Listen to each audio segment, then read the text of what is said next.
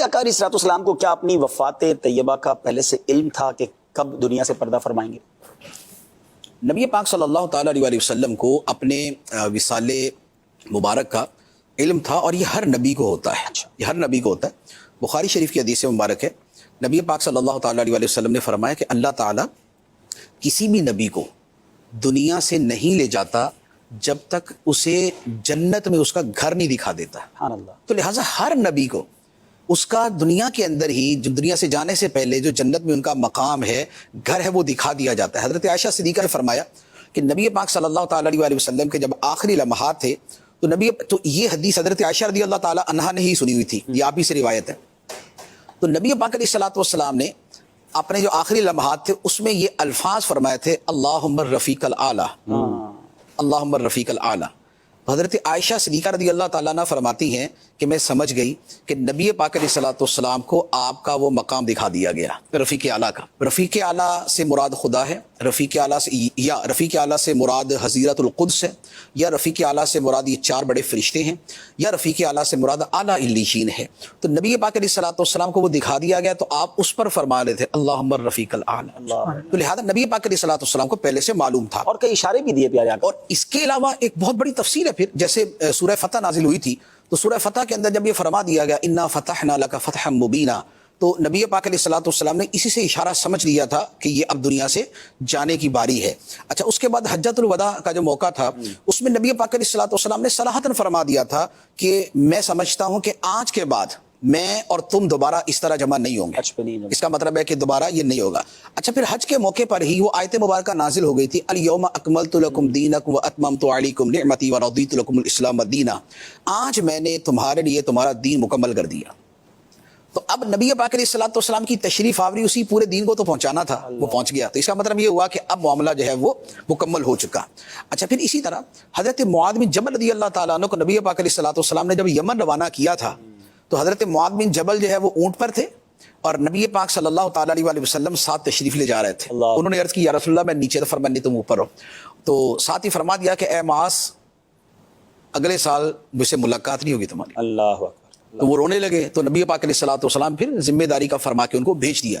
اسی طرح جب حضرت اسامہ بن زید رضی اللہ تعالیٰ عنہ کو لشکر دے کے بھیجا تھا، وہ تو تھوڑے ایام پہلے کی بات ہے، اس میں بھی نبی پاک علیہ الصلوۃ والسلام نے ان سے فرما دیا تھا کہ اے اسامہ ملاقات نہیں ہونی۔ اللہ۔ اچھا، اسی طرح نبی پاک علیہ الصلوۃ والسلام ایک مرتبہ احد شریف تشریف لے گئے تھے، ممبر لے کر وہاں پر آپ گئے تھے، تو وہاں سرکار علیہ الصلوۃ والسلام نے خطبہ ارشاد فرمایا تھا، واللہ ما اخاف علیکم ان تشرکوا بعدی، کہ اے صحابہ مجھے یہ خدا کی قسم مجھے یہ ڈر نہیں ہے کہ میرے بعد میری امت شرک میں پڑ جائے گی، ہاں یہ ہے دنیا کی محبت میں پڑ جائے گی۔ ایک یہ بات فرمائی، دوسری بات فرمائی واللہ لانی انظر الی حوض الان، خدا کی قسم میں اس وقت اپنے حوض کوثر کو دیکھ رہا ہوں۔ اور تیسری بات ارشاد فرمائی تھی وانا فرۃ لکم، میں تم سے پہلے آگے جا کے تمہارے لیے اسباب فراہم کرنے والا ہوں۔ مراد یہ کہ اب میں دنیا سے جا رہا ہوں اور میں تمہارے لیے آگے جا کے اسباب فراہم کروں گا۔ تو یہ حدیث مبارک بھی بخاری شریف کے اندر ہے۔ اسی طرح ایک اور حدیث مبارک ہے، وہ بھی بخاری شریف کی ہے۔ نبی پاک صلی اللہ تعالیٰ علیہ وسلم نے ایک مرتبہ خطبہ ارشاد فرمایا کہ اللہ تعالیٰ نے ایک بندے کو اختیار دیا کہ چاہے تو وہ دنیا میں رہے اور چاہے تو اپنے رب کے پاس چلا جائے، تو اس بندے نے اپنے رب کی ملاقات کو ترجیح دی، پسند کیا۔ تو صحابہ کرام یہ سن رہے تھے، اب صحابہ کرام تو خوش ہوئے کہ سبحان اللہ، کیا بھی اس بندے کی کیا شان ہے جس کو اللہ تعالیٰ یہ اختیار دیتا ہے۔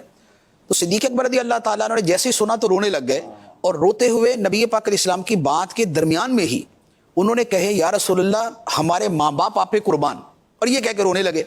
تو صحابہ کرام کہتے ہیں کہ ہمیں بڑا تعجب ہوا کہ نبی پاک علیہ الصلوۃ والسلام کی بات کاٹنا یہ کسی صحابی کی جرت نہیں ہے، اور صدیق اکبر رضی اللہ تعالیٰ عنہ جیسے ادب اور تعظیم والے تو یہ سرکار اسلام کی بات کے دوران یکدم بول پڑے کہ یا رسول اللہ آپ پہ ہمارے ماں باپ قربان، اور ساتھ رونے لگ گئے۔ تو یہ شیخ بزرگ کو کیا ہوا، یہ کیوں رو رہے ہیں؟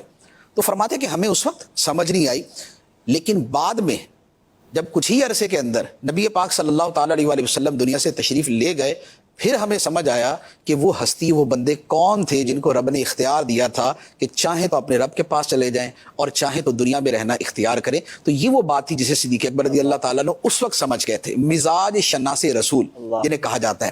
تو یہ سارے کے سارے واقعات پھر جس دن نبی پاک علیہ الصلوۃ والسلام کا وصال مبارک ہوا ہے، آپ نے اسی دن حضرت فاطمہ الزہرا رضی اللہ تعالیٰ عنہ سے فرمایا تھا، وہ بخاری شریف کی حدیث ہے کہ حضرت عائشہ رضی اللہ تعالی عنہا نے پوچھا کہ اے فاطمہ ایک سوال کا جواب دو. کیا؟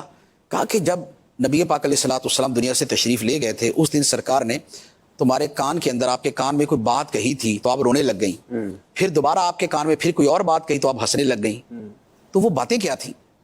حضرت فاطمہ رضی اللہ تعالیٰ عنہ نے جواب دیا کہ پہلے نبی پاک علیہ الصلوۃ والسلام نے مجھے یہ فرمایا کہ اے بیٹی اب میں دنیا سے جانے والا ہوں.